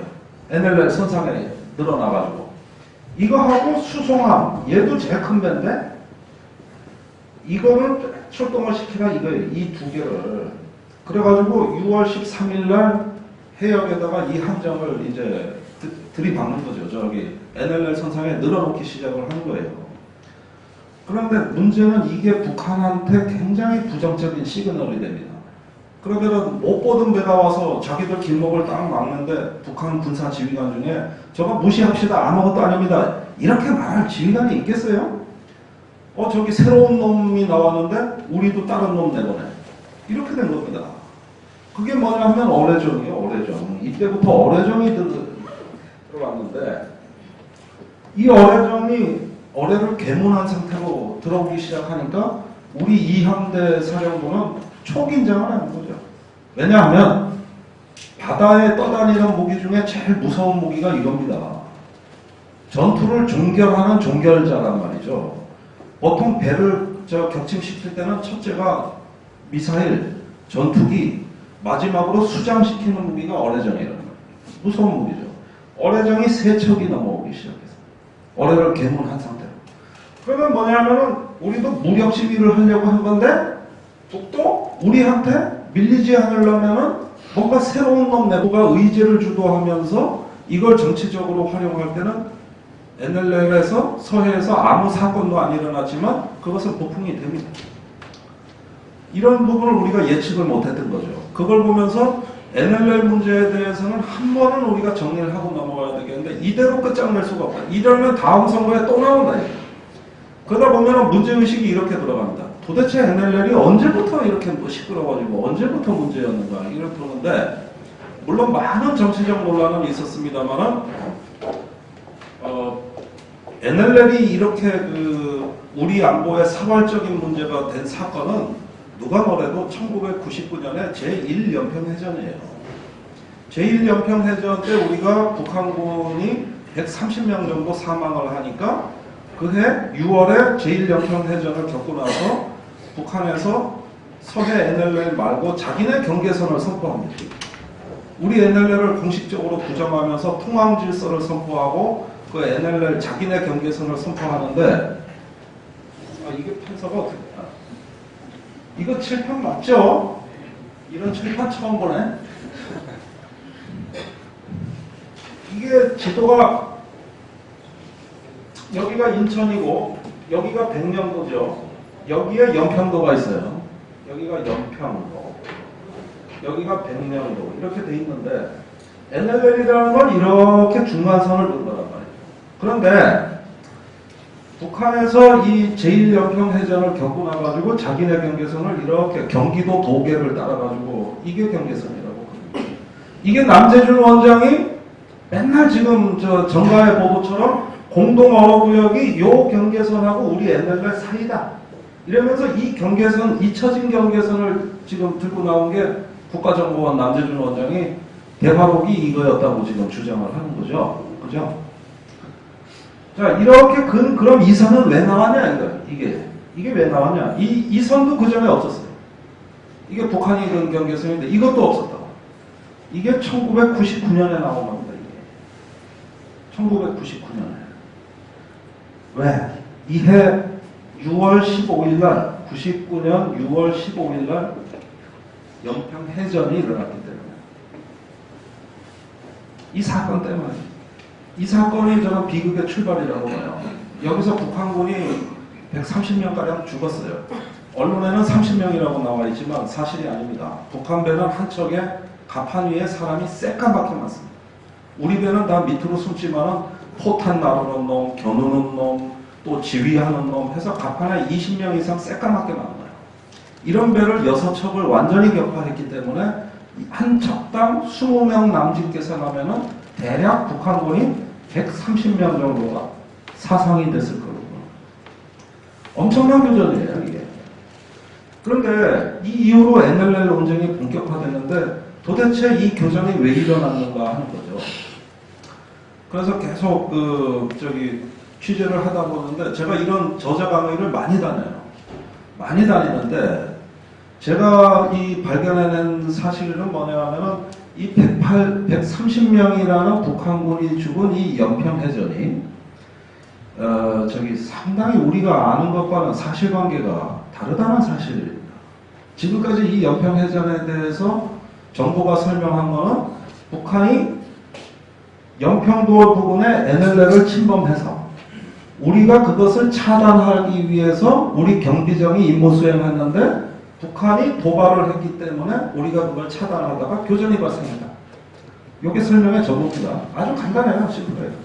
NLL 도발했기 때문에 우리가 막으니까 북한이 공격해서 당했다 이거죠. 그런데 제 책에도 나와 있습니다만은 우리가 북한군이 NLL을 넘어와서 선체 충돌을 하면서 공격을 했는데 이때 북한군에 대응한 게 뭐냐면은 먹던 감자를 집어던진 거죠. 총을 쏜 게 아니고. 그러니까 하루에 감자, 옥수수 이런 걸 지급받아가지고 먹고 있다가 공격당하니까 막 시속 30노트로 와서 들이받으면은 그냥 저쪽 배 속도하고 합치면 시속 7, 80km로 바다에서 충돌하는 거예요. 그럼 안에 있는 폭탄이 터질 가능성이 많아요. 엔진이 폭발할 가능성도 많고. 그러면은 저쪽에서 어떻게 대응을 했냐면은 먹고 있던 그때 감자를 집어던졌는데 그때 인민군이 복장이 러닝셔츠 바람에 작업복 누런 바지 차림이었습니다. 제가 이런 얘기를 책에도 쓰고 어디 가서 강연을 하는데 해군 장교 몇 사람이 물론 예비역인데 제 강의를 듣고 있었어요. 손을 번쩍 들더라고. 그래가지고 저는 해군 작전사령부에 근무했는데 사실이 아닙니다. 그래서 그럼 뭐가 사실이냐? 감자가 아니라 옥수수였습니다.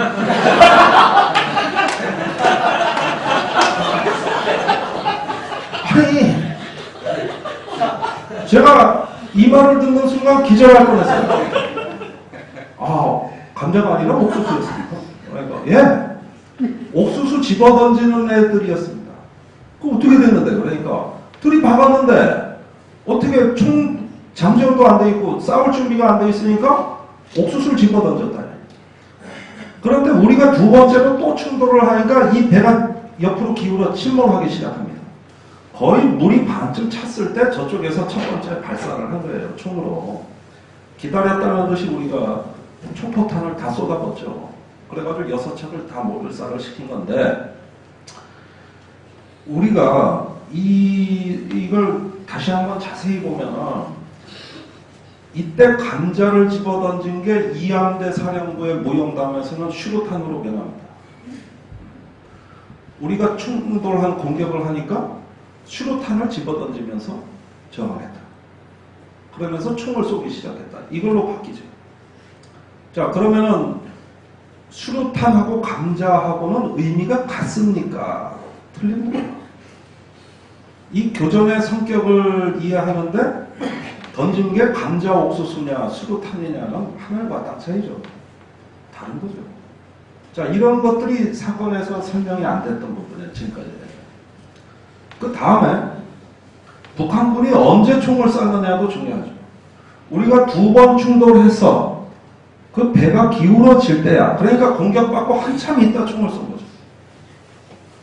그걸 기다려서 우리는 그냥 저기 다 응사를 해가지고 격파를 해버렸는데 그 총을 쏜 시점도 중요합니다. 처음부터 쏜 건 아니라는 거죠. 자, 그러면 북한의 그 배를 이렇게 어떤 그 비극적인 교전으로 꼭 갈 만한 상황이었냐, 이 상황이. 다시 한번 들여다봐야 되는데, 이 판도라의 상자를 여는 걸 군은 원치 않습니다. 묻지도 말고, 대답하지도 않겠다는 거죠. 근데 저는 자꾸 이걸 건드리거든요. 그때 어떻게 됐냐? 언제 쐈냐? 처음에 대응이 뭐였느냐? 계속 그런 거죠. 그러니까 진짜 중요한 정보는 이 책을 쓴 다음에 들어오기 시작했어요. 여기에서는 앞에 이 안대는 슈로탄을 던지면서 저항했다고 돼 있으나 그 직후에는 사실은 감자를 던지면서 했다고 제 책에 2가지 얘기를 다 썼거든요. 그러니까 사실은 옥수수입니다. 뭡니다. 듣다 보면은 더 황당해지기 시작하는 거죠. 저도 사실 믿기가 힘들어요. 그런데 이렇게까지 비극적으로 사람이 죽고 다치고 할 일이 있냐. 이제 사흘 후면은, 이틀 후면은 11월 23일, 연평도 포격 사건 3주기가 됩니다. 또 이제 보십시오. 조중동, 종편, 하루 종일 틀어졌길 겁니다. 연평도 3주기라고 해가지고. 근데 그렇게 꼭 포격전을 했어야 되느냐. 이 내막은 이렇습니다.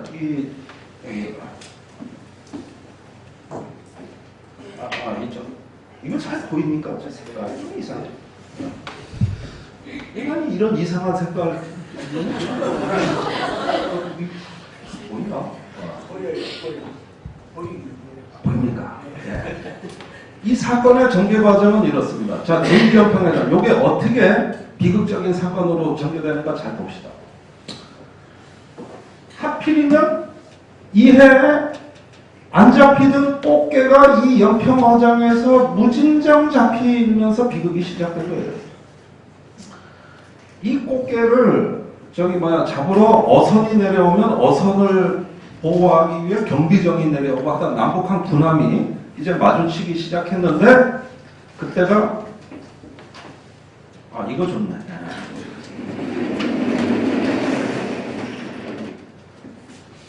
그래. 마음에 드네.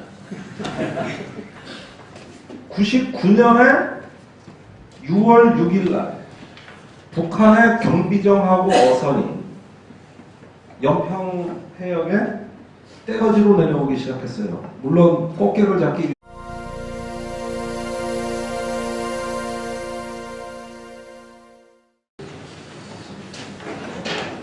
안녕하세요. 네, 식사하셨어요? 저는 좀 조촐한 자리인 줄 알고 왔는데 아주 성대하고 이렇게 많이 보이실 줄 몰랐습니다. 이런 딱딱한 안보, 전쟁 이런 얘기 하려니 참 이게 앉으세요. 왜 뒤에 계세요? 저쪽으로 앉으세요. 높이 있으니까 이상하네. 안 보여요, 뒤에. 그렇습니다. 네, 미안합니다. 자, 아시겠습니다만 제가 최근에 책을 하나 썼습니다. 이름하여 서해전쟁인데요. 조만간에 이 책 못 구할 수도 있어요. 이제 한 2~3달 동안 갖은 협박에 다 시달렸죠. 책을 절판해라, 회수해라, 소각해라. 그래서 이유가 뭐냐? 그러면 이유는 적을 이롭게 했다 이겁니다. 그래서 주로 해군 쪽에 계신 분들인데 적을 이롭게 한 것은 우리가 임진왜란 때도 봤지만은 막 장수들이 그냥 싸우는 족족집니다. 그 중에 신각이라는 장수가 있습니다. 임진왜란에 계속 지다가 제일 첫 번째 이긴 전쟁이 신각이라는 장수입니다. 그런데 장계를 늦게 올린 거예요. 선조한테. 근데 그 신각을 남겨두고 도망간 상관이 있습니다. 이 사람이 좀 같이 도망치자 그랬는데 말을 안 들었어요. 그래서 신각이 명령 불복종을 했다 그러니까 선조가 목을 베라 그래요. 그래서 두 명의 군관이 파견돼가지고 목을 베러 떠났는데 그 사이에 장계가 도착했어요. 왜구를 300명 이상 참수를 하고 최초로 이긴 겁니다. 아이고 이거 죽이면 안 되겠구나 해서 뒤늦게 목을 베지 말라고 다시 전령을 보냈는데 때가 늦었습니다. 그 사이에 신각이라는 장수가 목이 베어집니다. 유성룡이 쓴 징비록에 보면은 애통하고 몇 번 얘기합니다. 그 아까운 장수를 정말 최초로 이긴 장수를 그 즉시 목을 베버렸으니 어떻습니까? 누가 적을 이롭게 했느냐? 바로 이런 어떤 잘못된 자기가 아끼는 장수를 모함한 장계를 올린 그 상관은 적보다도 무서운 사람이죠. 무섭죠. 이런 것들은 다 우리가 알게 모르게 적을 이롭게 했다고 하지만 바로 그 기준은 뭐가 적을 이롭게 하냐, 적이냐 아군이냐 이런 어떤 그 구분으로 가면은 우리가 서로를 의심하게 됩니다. 저 같은 경우는 많은 피해를 입고 있죠. 그래서 곧 소송이 들어올지도 모르니까 책을 보고 싶으면 빨리 사세요. 이제 나중에 못 볼 수도 있어요. 그런데 제가 오늘 말씀드리려고 하는 거는 여러분들이 지난 1년간 300일 넘게 NLL 논쟁을 지켜보셨습니다. 그 NLL 논쟁을 보면서 많이 가슴이 아프셨을 거예요. 그 대화록에 NLL 포기반을 있습니까? 그 대화록에 우리 그 서해바다 북한에 내준다고 했습니까? 그런데 그 있지도 않은 사실을 가지고 지난 1년간 나라가 이렇게 시끄럽고 앞으로 1년 더 갈 것 같습니다. 그러면은 도대체 NLL이라는 게 제가 이 책을 쓰게 된 것은 바로 NLL 논쟁 때문이에요. 작년 대선 때 그걸 옆에서 보면서 정말 안타까웠죠. 왜 민주당은 이거를 얼마든지 역공을 할 수 있는데 왜 못할까? 근데 민주당은 거의 이건 예측을 못했던 공세이기 때문에 푹싹 붕괴도 있었고 저는 지난 대선에서는 천안함이 논쟁이 될 거라고 원래 생각했어요. 이 NLL 문제가 나올 줄은 생각지도 못했어요. 분명히 대선 때 논쟁이 되면 천안함 아니겠냐 해서 만반의 대비를 하고 있었거든요. 그런데 천안함에 천자도 안 나왔어요. 천안함은 이상하게 이명박 정부 때 전혀 정부 차원에서 통제를 못했습니다. 관리를 못했어요. 그래서 지방선거 진 겁니다. 6.2 지방선거에. 그런데 이 NLL 문제만큼은 굉장히 세심하게 관리된 프로그램이에요. 이거는 어떤 정권이 주도했던 거죠. 그런데 천안함 사건은 막 정신없이 돌아갔거든요. 그때 정부가 주도하지 못했습니다. 고로 북풍이 안 봅니다. 그러나 정부는 이렇게 된 겁니다. 그런데 이렇게 서로 무력 시위를 하려고 한 게 아니에요. 배가 자꾸 찌그러지니까 그것 때문에 그래요. TV에 나갈 화면이 필요한 겁니다. 합참의장 입장에서는. 그런데 이 어뢰정에 이런 큰 함정을 갖다가 막으려고 하면서 뭐라 그랬냐면은 적이 용달차로 쳐들어오면 우리는 버스로 막아라 이거죠. 이게 바로 지상군 관점입니다. 지상군은 이렇게 작전을 해요. 앞에 늘어서는 거 좋아하죠. 근데 해군은 이런 작전을 안 해요. 그래서 해군의 이함대 사령관이 극렬하게 저항을 합니다. 얘들 들어오면 작전에 방해가 됩니다. 안 됩니다. 그러니까 명령이다. 해라. 지시다. 이래가지고 그냥 합참의장하고 이함대 사령관이 티격.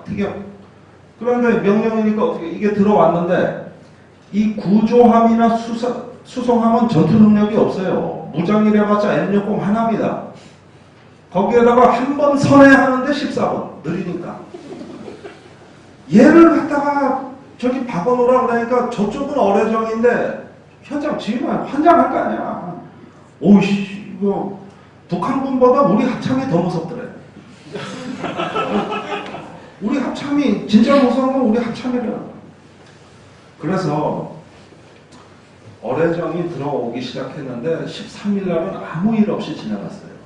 14일 날도 아무 일 없이 지나갔어요. 운명의 날은 15일입니다. 이날 또 어뢰정이 들어오는데 밀어내기 기동을 하다가 이함대 사령관이 결심을 했죠. 야 오늘은 쏠지 모른다 제대로. 그러니까 들이박아라. 그런데 도대체 현대 전투에서 들이박는 전쟁은 로마 이후로 처음이거든요. 저 배너 영화 있죠, 배너. 거기 보시면은 막 배를 젓는데 노예들이 저 해적배가 와서 들이받죠. 그러니까 거기서 막 난리 나잖아요, 아수라장. 그걸 레밍 해전이라 그랬다고. 그 이후로 1000년 만에 요 전투가 처음이라고. 들이받는 전투는. 임진왜란 때도 근접하면 화포를 쐈지 들이받았습니까? 우세한 화력으로, 그죠? 그 현자총통이라고 아십니까? 그거 저 진해에서 한번 건져 올랐다고 해군 훈장 받고 그랬죠. 얼마 있다가 가짜로 밝혀졌죠. 저기 인사동에 가서 총통 사가지고 바다에 빠뜨린 다음에 그걸 건져 올라가지고 임진왜란 때 이거 건지거나 해가지고 그래서 1번 어뢰 건졌다는 것도 의심해봐야 되는 거예요. 해군이 건졌기 때문에 의심해야 돼요. 이제 정과가 있는 애들이에요. 그죠? 네. 그래가지고 훈장 받고 표창 땄다가 다 감옥 갔잖아요. 네. 그 90몇 년도 일입니다. YS 때. 주로 바다에 뭘 빠뜨리고 건져 올리면 이거 이상한 거예요. 이상한 거예요. 그런데 환장하죠. 저기 어뢰정에서 한 방이면은 얘들 몰살이잖아, 얘들. 여기는 작고 빠른 고속정이 지키는 데지 큰 배가 막는 데가 아니거든. 세상에 저기 뭡니까 고대 전투, 로마 전투 이후로는 이게 처음이라니까. 들이받는 전투. 현대 함정이 막 사거리가 3km, 4km, 10km 나가는 포탄이 즐비한데 왜 붙어? 그런데 조폭이나 해군의 특징은 붙여놓으면 싸우는. 조폭들은 멀리 떨어뜨려놔야 돼. 특히 해군 같은 공격 전력, 그죠? 이 지상군은 방어 전력도 많지만 해군 공군은 방어 전력이라는 게 없는 겁니다. 공격성 있는 전력을 주로 해군 공군 전력인데 얘를 붙여놓으면 어떻게 돼? 그것도 들이박으라면 또 어떻게 돼? 그런데 들이박는 전투가 이제는 명령인 줄 알고 전속력으로 어뢰정에 들이박는데 그 이유는 얘를 쏠 틈을 못 주게 하기 위해서 어뢰정 나오자마자 그냥 가서 들이박아버렸는데 얼마나 세게 들이박았는지 우리 고속정이 어뢰정 위에 올라타 버렸어요. 빠지질 않아요. 그래서 다른 배가 와서 또 들이박으니까 그때 가서 덜컹하고 빠지면서 그 사이에 감자 옥수수 저쪽에서 집어던지고 있고 저쪽 배는 옆으로 기울어서 침몰하게 되니까 그때 쏘니까 우리가 와장창. 자, 보십시오. 이걸 출동하라는 지시가 없었더라면, 네. 그죠? 그 전까지는 서로 포를 하늘로 쳐들고 쏠 의사가 없는 해군이었는데 이렇게 비극적인 사태까지 갔겠으며 또한 북한이 어뢰정만 출동시키지 않았더라도 그렇다면 이 교전을 막을 수 있었겠죠. 안타까운 일이죠. 서로 잘못된